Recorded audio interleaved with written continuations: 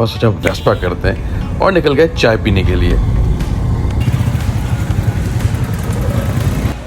आपको अपनी बचपन की याद वापस आ जाए, nothing like it। अच्छी चाय का गेम ये है कि इसके लिए आपको चाहिए दूध खालिस, वो भी भैंस का, बस दूध, चीनी, पत्ती एंड दैट्स इट। यहाँ की चाय की प्याला का ट्रेडिशन अभी तक इन्होंने बरकरार रखा हुआ है। यहाँ के पराठे वेरी डिफरेंट, चेक करें। जमीन की स्मेल है ना, वो आ रही है।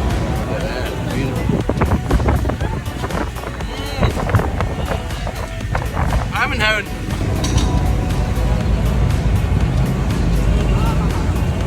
दूध वाली के ना, अनलाइक दूसरी जगहों की जो बड़ी तेज होती है, इट्स नॉट टू तेज चाय में।